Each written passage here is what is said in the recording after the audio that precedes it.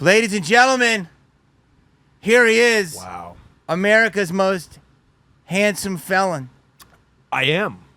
Well, that can't be true. Mr. Johnny Mitchell. Dude. Appreciate it. There's got to be some fucking gorgeous three strikers out there, but America's most... I consider myself very cute. You are. Except to shave. Listen, let me just talk to you about this for a second. This is full stop to everybody. We are at Skankfest 2024. Man. Amazing. Amazing. Full stop. We're recording in my mobile studio here, and Johnny is on drugs. I'm on drugs. I'm on shrooms. I'm about to get high on pot. I'm on Cialis. Are you kidding me? No. How old are you? I'm old enough to party. But wait, how old are you? 38 and a half. You need a yellow pill? It's orange.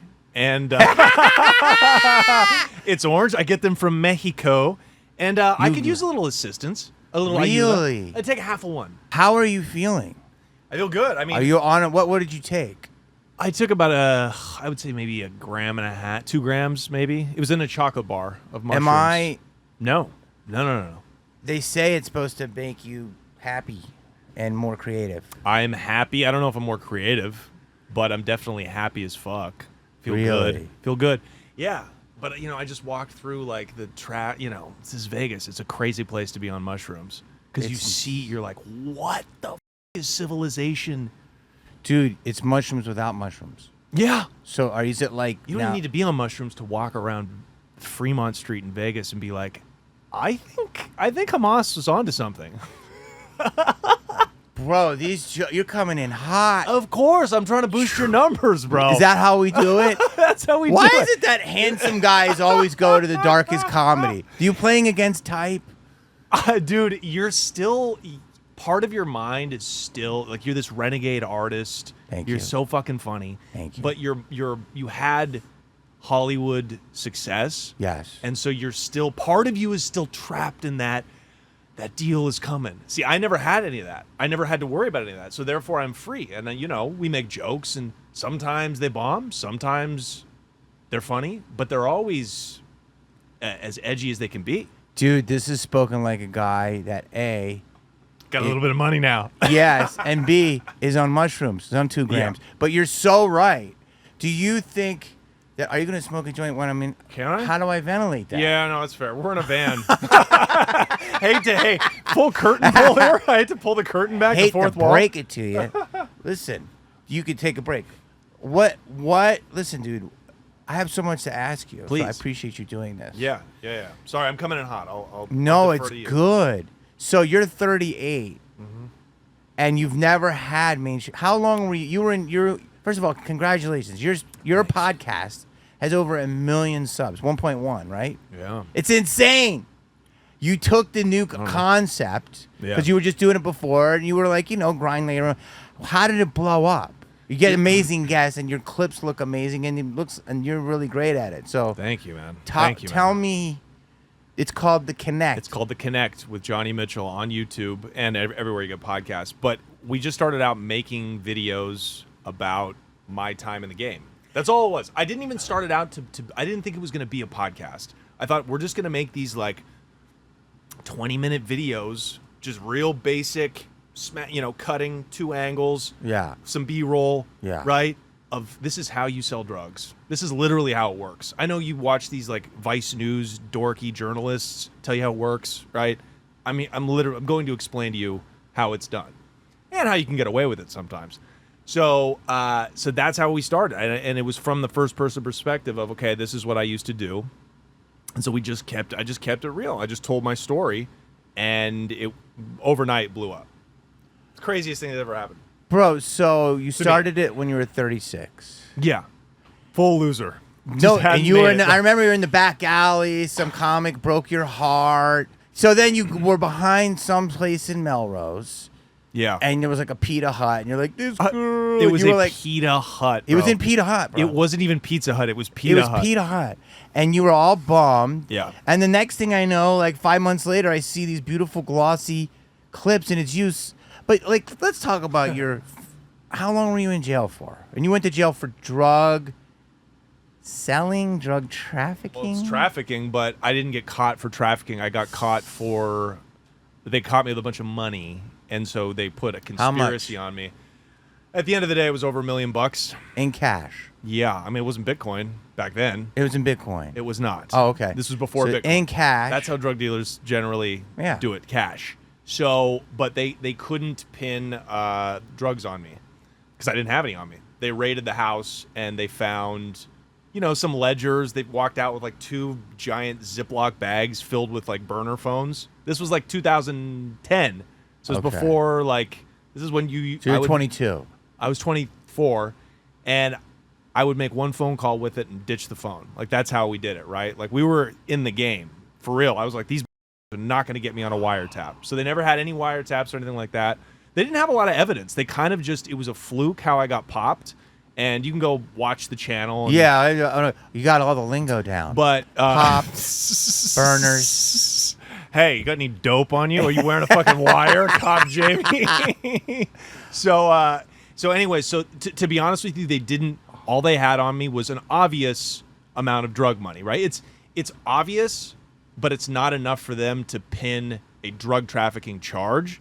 So what they hit me with was like conspiracy, tax evasion, all these charges, bribery, because I tried to bribe the cops. How? Hey, I got all this cash. Do you want it? Oh Let my me run. God. That's simple. Yeah. So, and these Boy Scouts, bro. That's what Portland sucks. If this had been New Jersey, Portland busted you? Portland, Oregon Look busted at me, it. bro. Look at it's doing now. It doesn't bust anyone. I mean, at my level, they will, because it's high level. All that street shit I got nothing to do with that. These are like, the DEA, vice cops. Like, they hunt for guys like me. So yeah, but anyways, that's I went down for money laundering. That was the charge we agreed on. So I skated through it. I did a year and a half. I spent 8 months in county. I spent 8 months in a maximum security, and then I got classed down to minimum for the rest of my stretch. The maximum was the scary one. That was pretty scary. I mean, if you're a bitch. Just kidding. You have to chump. You can't be chumped for your phone. You can't be what? You can't be chumped. No, you can't. They call it punked. Punked or chumped. We Yeah. like to say chumped in this house. You know what I'm saying? I got you. Yeah, you can't be chumped. Punked. I was like, guys, can we change it to chumped? Chumped. And they were like, no, it's punked. Jumped. I know.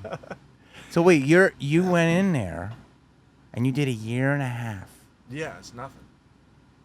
And out of college, did you go to college? I did. I graduated in 4 years. From what school? University of Oregon with a B- average. So You're a nice man. thanks, man. You have 2 parents? Yeah, Are they still married? yeah. And why did you start selling drugs? I know. There's something that psychologically there's Are you an something that's athlete? off. No, I tried to be. I loved sports, but my brother was the athlete, and he was the handsome one, and I was like the guy that I was directionless. I had all this like middle class angst. I was like, I don't want to be with one woman and work every day. Your routine is the same every fucking day. Like I never wanted it, and it was like an identity thing. I was always like, comics. We're from the beginning. We're self-hating and self-conscious. So it was definitely like a way to stand out. You don't to hate be an individual. yourself. No, but I don't hate myself. I'm very okay. No, I am self-conscious. I'm really like socially. I just feel like I don't fit in. There we go. And never have. So you just said something. You were up there, and there was a lot of comics around. You said it was very LA, and you had to dip I had to dip. because I can't. you get anxiety. Yes, I get anxiety with For small what? talk. Small talk, and everybody's like, yeah, everybody knows each other, and I'm like, damn, this is whack.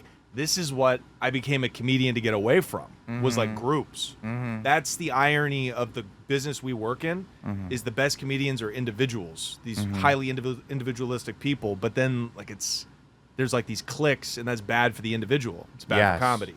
So that's kind of the irony of what we do. Don't you It's agree? bad for the world. It's called groupthink. Ugh. So you went in and you got out. When did you start comedy?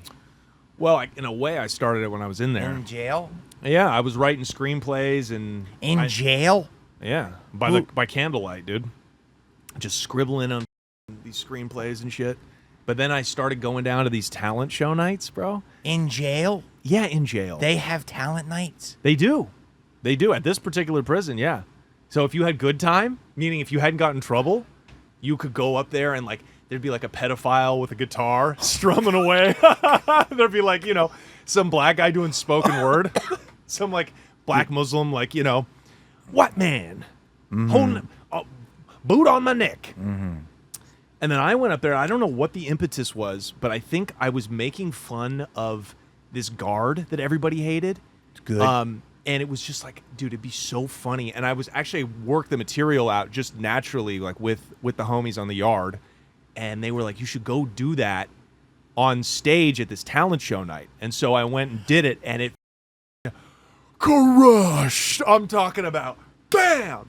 And I was like, bing. I was high, you know? Wow. So, yeah, so I would go back every month and I would do that, and I would make fun of the gang members, and it was brutal, bro. It was like the more racist, the better. The more offensive, the better. It's prison. I can only imagine. There's no politically correct. What? What is that? Yeah. You're like, you can't, you're what the? Bro, you would go after the gangs? Of course, they would love it. They'd be like, yo, don't make fun of Joker. You need to go in harder. Yeah, you were the roaster. Yes, yes. And I don't even know if you can consider it comedy. It was truth-telling, but in a funny way, you know? That's the best type of comedy. Right, and I've never been funny. Like, I've only been less funny since. But, you know, be that as it may, that was the, you know what I mean? Bro, your open mics was the yard. Was the chow hall where they would have them, where they used to have these talent show nights, yeah. I know you talked about this a lot, but my audience wants to know a little bit, so I'm sorry. It's you, so I'll dude, make an listen. Did you have to go with a group? Well, yeah, the whites. You have to fucking. They're called the whites? They're called the whites. Are you kidding me? How funny is that? It sounds like whites. It sounds like a family. It sounds like a family. Are you going to the whites tonight? You're gonna meet them at the chow line. We're gonna have Thanksgiving with the whites. Yeah, the whites, bro. There's no way you're this square. No, I'm not square, but I've never done time. You've done time. I've done time. You've done time. I've done time. I know a lot of people that have done time, but I've never done it. So, yes, the racially, whites. Yeah, but there's the essays, right? Yeah. The essays, the blacks, and the whites. Yeah. And then there's the others. There's groups within them.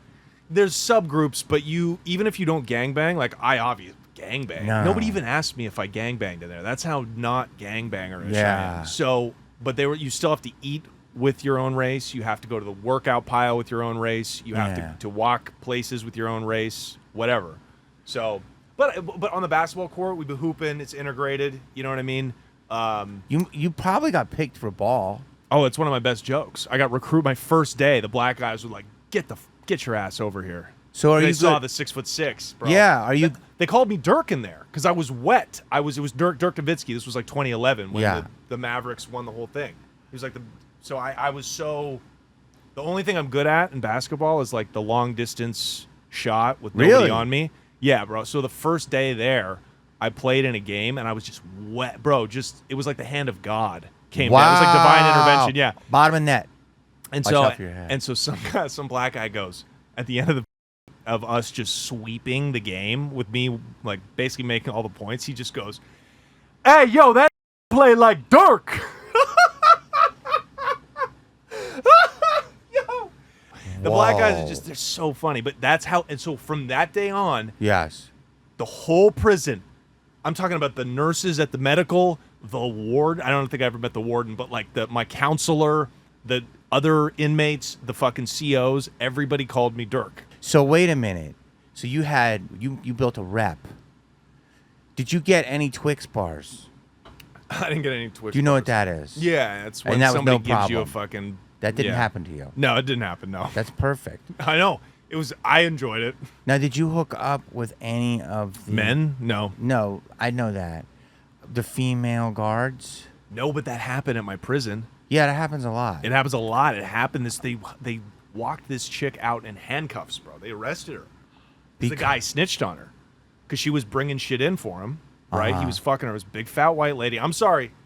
I am being stereotypical, but it's based in truth. Yes. This big fat white lady worked at the prison. The CO was a black guy. Okay, yes, and he must have been giving her good dick because she was bringing shit in for him, right? Drugs, Yeah. weed, tobacco, whatever. Yeah. And she stopped doing it, and so he went and snitched on her, and they arrested her. No. The game is dirty, bro. It's a dirty ass game. I guess because she was smuggling, so that's illegal. Not for. No, that's illegal too. That's considered sexual assault. At least in Oregon, there is no consensual sex in prison. So because it's the power difference, right? You're an inmate, and even if I'm a female, and it's consenting she's got sex, the power. That's you catch a charge for that. So, but yeah, that's cold game, bro. Cold game. How much time did she have to do? I don't know.